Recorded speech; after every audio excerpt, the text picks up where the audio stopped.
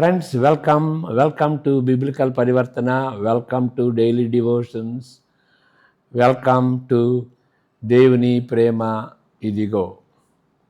ఈ దినానికి సంబంధించినటువంటి వాక్య భాగం లూకా 16వ అధ్యాయం. 16వ అధ్యాయం అంతటినీ చెప్పం, కానీ మొదటి 9 వచనాలు the parable of the unjust steward, March 2కి సంబంధించినటువంటి ధ్యానం. మనం ముందుకు వెళ్ళక ముందు ప్రార్థన చేసుకుందాం. May the words of my mouth and the meditation of our hearts be pleasing in thy sight, our rock and redeemer. Amen. లూకా 16:1 నుండి 9 వచనాలు చదువుకుందాం. చదివిన తర్వాత కార్సన్ గారు వ్రాసినటువంటి ఆ కామెంట్స్ని చదివిన తర్వాత ఏదన్నా వీలుగా ఉన్నప్పుడు అవసరమైతే నా సొంత కామెంట్స్ చేస్తాను. మరియు ఆయన తన శిష్యులతో ఇట్లనెను, ఒక ధనవంతుని యొద్ద ఒక గృహ నిర్వాహకుడుండెను. వాడు అతని ఆస్తిని పాడు చేయుచున్నాడని అతని యొద్ద వాని మీద నేరము మోపబడగా అతడు వాని పిలిపించి, నిన్ను గూర్చి నేను పిలుచుతున్న ఈ మాట ఏమిటి? నీ గృహ నిర్వాహకపు లెక్క అప్పగించుము. నీవు ఇక మీదట గృహ నిర్వాహకుడవై ఉండ వల్ల కాదని వానితో చెప్పాను. ఆ గృహ నిర్వాహకుడు తనలో తాను నా యజమానుడు ఈ గృహ నిర్వాహకత్వపు పనిలో నుండి నన్ను తీసివేయును గనుక నేను ఏమి చేతును? త్రవ్వలేను, భిక్షమెత్త సిగ్గుపడుచున్నాను. నన్ను ఈ గృహ నిర్వాహకత్వపు పని నుండి తొలగించినప్పుడు వారు నన్ను తమ ఇండ్లలోనికి చేర్చుకున్నట్లు ఏమి చేయవలనో నాకు తెలియననుకొని తన యజమానుని రుణస్థులలో ఒక్కొక్కని పిలిపించి, నీవు నా యజమానికి ఎంత అచ్చి ఉన్నావని మొదటి వానిని అడిగాను. వాడు 100 మణుగుల నూనె అని చెప్పగా, నీవు నీ చీటి తీసుకొని త్వరగా కూర్చుండి 50 మణుగులని వ్రాసి కొమ్మని వానితో చెప్పాను. తరువాత వాడు, నీవు ఎంత అచ్చి ఉన్నావని మరి ఒకరిని అడుగగా, వాడు 100 తూముల గోధుమలని చెప్పినప్పుడు వానితో, నీవు నీ చీటి తీసుకొని 80 తూములని వ్రాసికొనమని చెప్పాను. అన్యాయస్తుడైన ఆ గృహ నిర్వాహకుడు యుక్తిగా నడుచుకొనినని వాని యజమానుడు వాని మెచ్చుకొనెను. వెలుగు సంబంధుల కంటే ఈ లోక సంబంధులు తమ తరమును బట్టి చూడగా యుక్తిపరులై ఉన్నారు. అన్యాయపు సిరి వలన మీకు స్నేహితులను సంపాదించుకొనుడి. ఎందుకనగా ఆ సిరి మిమ్మును వదిలిపోయినప్పుడు వారు నిత్యమైన నివాసములలో మిమ్మును చేర్చుకుందరని మీతో చెప్పుచున్నాను. ఓకే, అంతవరకు. ఇక్కడ తెలివిగల గృహ నిర్వాహకుని ఉపమానము మొదట చదివినప్పుడు దాని సారాంశమును బట్టి యేసు ప్రభు చెప్పిన అతి విచిత్రమైన కథలలో ఇది ఒకటిగా ఉంటుంది. చాలా విచిత్రంగా ఉంటుంది దాని సారాంశాన్ని బట్టి. ధనవంతుడు తన అసమర్థతతో నిరర్ధకమైన గృహ నిర్వాహకుడు అంటే మేనేజర్ అన్నమాట. ఓనర్ వేరు, గృహ నిర్వాహకుడు వేరు. ఇక్కడ ఈ ఉపమానంలో గృహ నిర్వాహకుని పిలిచి తన పదవి నుండి తీయబోచున్నాడని తన యజమాని చెప్పాను. వ్యాపార జాబితాలను ముగించి లెక్క చెప్పి సెలవు తీసుకొనవలసినని ఆజ్ఞాపించను. తన భవిష్యత్తును గూర్చి బహుగా వ్యాకులపడి ఏమి చేయవలనని ఆ గృహ నిర్వాహకుడు ఆలోచించను. కష్టపడి పనిచేయుటకు కండర పుష్టి ఆయనకు లేదు, భిక్షమెత్తుటకు. కాబట్టి కొంచెమైనా చిత్తశుద్ధి లేని ఒక ప్రణాళికను తలపెట్టాను. యజమాని దగ్గర ఉద్యోగంలో ఉన్నప్పుడే, వస్తువులపై, అకౌంట్స్పై తగిన అధికారం ఉన్నప్పుడే యజమాని యొక్క రుణస్థులలో తెలివైన ఒప్పందము చేసుకున్నాడు. ఇది భారీ ఎత్తులో ఉన్న ప్రణాళిక, సామాన్యమైన మొత్తాలు కావు. రుణస్థుని వెంట మరొక రుణస్థుని రుణభారమును చాలా వరకు, కొందరి విషయంలో 50% వరకు రద్దు చేసెను. ఈ ఆలోచనకు వెనుకనున్న కారణము చాలా సులువైనది. ఆ సంస్కృతిలో, ఆ దినాల్లో, ఆ సామాజిక సంస్కృతిలో బహుమతులు పుచ్చుకున్న వ్యక్తులు నిర్బంధమునకు గురి అవుతారు. అంటే దే ఫీల్ ఆబ్లిగేటెడ్ అన్నమాట. అది నాకు చేశాడు కదా, నేను తిరిగి ఏదైనా చేయాలి కదా అనేటువంటి ఆబ్లిగేషను ఫీల్ అవుతారు. చాలా సంస్కృతిలో ఎలాంటిది జరుగుతుంది అనుకోండి, ఎందుకంటే గ్రాటిట్యూడ్ చూపించాలి కదా. అయితే తప్పు చేయటం గ్రాటిట్యూడ్ చేసి తప్పు చేయాలా అనేటువంటి పరిస్థితి అన్నమాట. ఈ రుణస్థులందరూ ఆయనకు ఉద్యోగము ఆధారం లేనప్పుడు ఆయనను చేర్చుకున్నట్టుకు నిర్బంధులుగా, ఆబ్లిగేటెడ్గా తలస్తారని ఆయనకు తెలుసు. ఇక నేను ఇంత మేలు చేస్తే నన్ను వాళ్ళు మర్చిపోతారా? కాబట్టి నేను చేసిన దానికి వాళ్ళు ఆబ్లిగేటెడ్గా ఫీల్ అవుతారు కదా అనేటువంటి విషయం ఆయనకు తెలుసు. భారీ ఎత్తులోనున్న మొత్తాలు కాబట్టి వారి ఆతిథ్యముపై, అంటే హాస్పిటాలిటీ, చాలా కాలము ఆధారపడడుగా. నేను చేస్తే, ఇంత భారీ ఎత్తులో చేస్తే వాళ్ళు నన్ను ఏదో ఆదరిస్తారు అని, చాలా కాలం ఆదరిస్తారు అని తలంచాడన్నమాట. అకౌంట్స్ను తారుమారు చేయుట తన యజమానికి ఇష్టము లేదనటలో అనుమానము లేదు. అంటే ఆ అకౌంట్స్ని తారుమారు చేశాడు అంటే మరి ఓనరు ఒప్పుకుంటాడా? ఒప్పుకోడు. ఇక అది చెప్పనవసరం లేదు. కానీ గృహ నిర్వాహకుని చమత్కారమును యజమాని గుర్తించగలిగాడు. ఇప్పుడు ఈ ఉపమానము ఏ విధంగా వర్తిస్తుందో అది ప్రస్తావించబడింది. యేసుప్రభు చెప్తున్నాడు అన్నమాట, దీని నుండి నేర్చుకునేటువంటి పాఠం ఏంటి అని. అనుభవించిన విషయమునకు అలాంటి దానికి వస్తున్నాం. వెలుగు సంబంధుల కంటే ఈ లోక సంబంధులు తమ తరమును బట్టి చూడగా యుక్తిపరులై ఉన్నారు. ఈ లోక సంబంధులు బిలీవర్స్ కాదు. ఈ లోక సంబంధులు తమ తరమును బట్టి చూడగా యుక్తిపరులై ఉన్నారు. అన్యాయపు సిరి వలన మీకు స్నేహితులను సంపాదించుకొనిడి అని యేసుప్రభు చెప్పాడు కదా. ఎందుకనగా ఆ సిరి మిమ్మును వదిలిపోయినప్పుడు, అన్యాయపు సిరి అంటే డబ్బుని అన్యాయపు సిరి అంటారు, అది వదిలిపోయినప్పుడు వారు నిత్యమైన నివాసములలో మిమ్మును చేర్చుకుందురని యేసు ప్రభువు చెప్పెను. 16వ అధ్యాయం 8-9 వచనాలు. ఏంటి దీని అర్థం అని మనం గ్రహించాలి. చిత్తశుద్ధి లేని వ్యాపార పద్ధతులను యేసు ప్రభు ప్రోత్సహిస్తున్నాడనే అర్థం మాత్రం కాదు. అంటే ఆ విధంగా చీట్ చేస్తున్నప్పుడు మీరు కూడా చీట్ చేయండి అని యేసు ప్రభు చెప్పట్లేదు.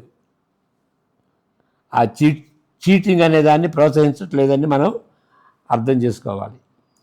తన వశంలోనున్న వనరులను నిజముగా ఆయనకు చెందినవి కానప్పటికీ తన భవిష్యత్తును సిద్ధపరచుటకు వాడుకున్నాడు. తనకి చెందినటువంటి వాటిని, తన వశంలోనున్న ఆ ఫండ్స్ని తన భవిష్యత్తు కొరకు వాడుకున్నాడు. అది ముఖ్యమైనటువంటి విషయం. ఈ విధంగా వెలుగు సంబంధులు వారి అధీనంలోనున్న వనరులను వారి భవిష్యత్తుకు సిద్ధపాటుగా ఉపయోగించుకుంటున్నారా అనేటువంటిది ప్రశ్న. వెలుగు సంబంధులు ఎవరు? బిలీవర్స్. ఆ భవిష్యత్తు ఏమై ఉన్నది? రుణస్థుల కుటుంబాలు తెలివైన ఆ గృహ నిర్వాహకుని చేర్చుకుంటారని ఆశించాడు. ఆ రుణస్థుల కుటుంబాలు తర్వాత వాళ్ళు చేర్చుకుంటారు అని ఈ మేనేజరు ఆశించాడు. వెలుగు సంబంధులు నిత్యమైన నివాసములలోనికి చేర్చుకొనబడుదురు అని యేసుప్రభు చెప్పాడు. కాబట్టి మనము పరలోకమందు ధనమును కూర్చుకొనుటకు ప్రయాసపడవలదా? మరి వాళ్ళు చేస్తుంటే మరి బిలీవర్ సంగతి ఏంటి? వాళ్ళు కూడా ప్రయాసపడాలి కదా వాళ్ళ భవిష్యత్తు కోసం అని యేసు ప్రభు ఇంప్లై చేస్తున్నాడు అన్నమాట. మన ధన నిధులను అచ్చట సమకూర్చవలను కదా, సరైన వాటిపై, అంటే మనకిచ్చిన తలాంతు ఏదైనా సరే, మనకిచ్చినటువంటి ఏ తలాంతు అయినా సరే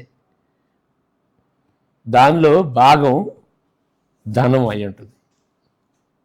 సరైన వాటిపై మన ధనమును వెచ్చించుట దీనిలో ఒక భాగమైనచో ఆ విధంగా తప్పకుండా చేయాలి. ధనం దేవుడు మనకు ఇస్తే ఆ ధనాన్ని ఏ విధంగా వాడుతున్నాము అనేది మనం తప్పకుండా గ్రహించి ఆ రీతిగా చేయాలన్నమాట. అంటే సరైన విధంగా తప్పకుండా మనం ధనాన్ని వెచ్చించాలి. అది మన నుండి పోయినప్పుడు కనీసం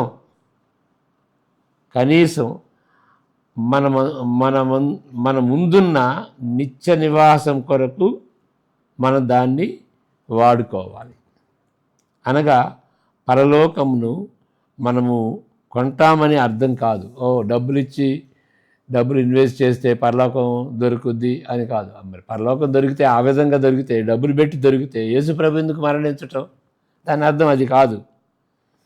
ఈ లోకస్తులు వారి భవిష్యత్తు గృహాలకు సిద్ధపడే జ్ఞానము వారు కలిగి ఉన్నప్పుడు వెలుగు సంబంధులుగా మనము మన గృహమునకు సిద్ధపడకపోవుట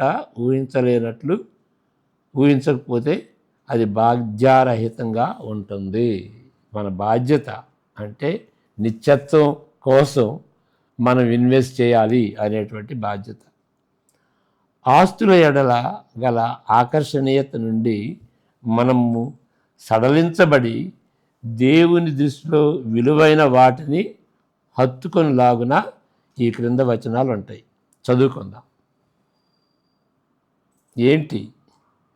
మనం ఈ లోకం ఆస్తిపాస్తుల ఎడల మనం ఆకర్షింపబడతాం కదా, అవి వాటికంటే, అంటే అవి ఉండకూడదని కాదు, కానీ దేవుని దృష్టిలో ఏదైతే విలువ ఉన్నదో వాటిని హత్తుకోవాలన్నమాట. ఆ హత్తుకునేటప్పుడు ఈ లోకమైనటువంటి ఆస్తిపాస్తులు అడ్డం వస్తే వాటిని వదిలిపెట్టుకోవాలి.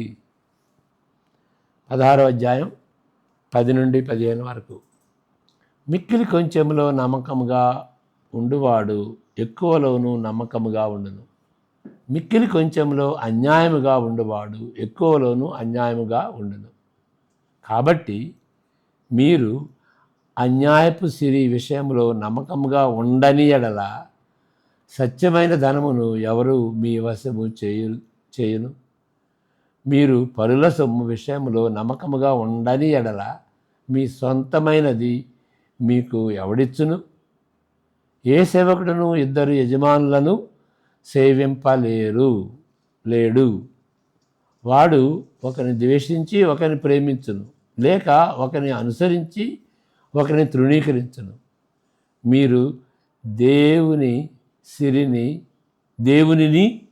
సిరిని సేవింపలేరని చెప్పాను. 14-15 కూడా. ధనాపేక్ష గల పరిసయ్యులు ఈ మాటలను విని ఆయనను అపహసించుచుండగా ఆయన, మీరు మనుషుల ఎదుట నీతిమంతులని అనిపించుకొని వారు గాని దేవుడు మీ హృదయములను ఎరుగును.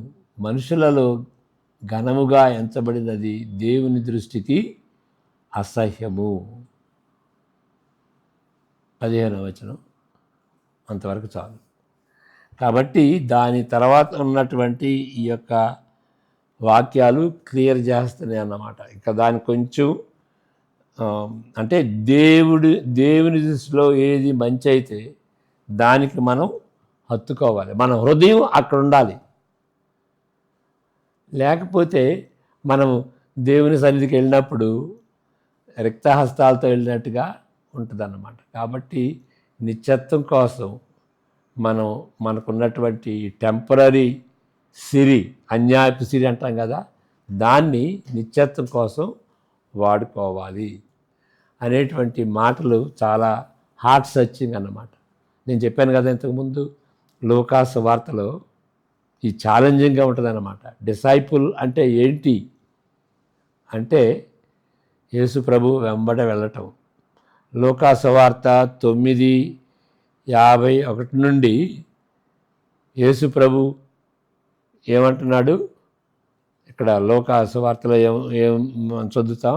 యేసు ప్రభు యెరూషలేము వైపు ముఖము పెట్టి, యెరూషలేము వైపుకి ఎందుకు వెళ్తున్నాడు? ఆయన చనిపోతున్నాడు. కాబట్టి మనం కూడా ఆయన్ని అనుసరిస్తే ఆయన వలె మనం చేస్తాం. కాబట్టి 9:51 నుండి ఉన్నటువంటి ప్రతి ఒక్క విషయం కూడాను శిష్యత్వానికి సంబంధించింది. యేసు ప్రభు శిష్యుడు ఏం చేయాలి అనేటువంటిది, తనకున్నటువంటి టెంపరల్ గూడ్స్ని ఎటర్నల్ ఇన్వెస్ట్మెంట్గా మార్చుకోవాలి. కాబట్టి మనం ఏ విధంగా డబ్బు వాడుతున్నాం, మనకున్నటువంటి తలాంతులు ఏ విధంగా వాడుతున్నాం, మనకున్నటువంటి శక్తి సామర్థ్యాలు ఏ విధంగా వాడుతున్నాం, మనకున్నటువంటి ఆస్తిపాస్తులు ఏ విధంగా వాడుతున్నాం అనేటువంటిది అందరికీ సవాలే. ఇది వేరే వాళ్ళని దృష్టిలో పెట్టుకుని చదివినటువంటి మాటలు కాదు. ఈ మాటలు దేవుడు మనకు సందేశంగా ఇస్తున్నాడు. కాబట్టి మనం ఇది చదువుకుంటూ వాళ్ళకి ఇది తగిన మాటలు అని మనం ఎప్పుడు అనుకోకూడదు. దేవుడు సందేశం ఇస్తున్నాడంటే ముందుగా మనం అనుభవించాలి, మన జీవితానికి వర్తించుకోవాలి. ఇవి చాలా హార్ట్ సర్చింగ్ అన్నమాట. దీనిలో ఈ విషయంలో మనకు దేవుని సహాయం కావాలి. సహాయం కావాలని మనం ప్రార్థన చేసుకోవాలి, కోరుకోవాలి. ఎక్కడున్నది మీ హృదయం? Where is your heart? Where is your treasure? Where your heart is there your heart also be అని యేసు ప్రభు వేరే చోట చెప్పాడన్నమాట. క్రైస్తవులు ఎవరు అంటే నిత్యత్వాన్ని దృష్టిలో పెట్టుకుని ఈ లోకంలో జీవించేటువంటి వాళ్ళు. ఆ విషయంలో మనందరికీ, నేను పెద్ద గ్రాడ్యుయేట్ అని కాదు, ఇది మనందరికీ కూడాను సందేశంగా ఉన్నట్లుగా భావించుకోవాలి. దేవుని యొక్క సహాయం కోరుకుందాం. ప్రార్థన. Father, please help us, Lord. In this we all fail, but we want to be your disciples, reflecting your instruction. ప్రభు, ఆస్తిపాస్తుల విషయంలో మేము ఏ విధంగా హెచ్చించాలో మాకు సహాయం దయచేయండి. అనేక సార్లు పరిచర్యను ఆస్తిపాస్తుల కోసం అమ్ముకుంటాం ప్రభువా, కానీ ఆస్తిపాస్తులు పరిచర్య కోసం అమ్ముకునేలాగిన సహాయం దయచేయమని మీ ఆశీర్వాదాలు కోరుకుంటూ యేసు ప్రభు పేరట ప్రార్థిస్తుంటున్నాం తండ్రి. Amen. God bless you. See you tomorrow.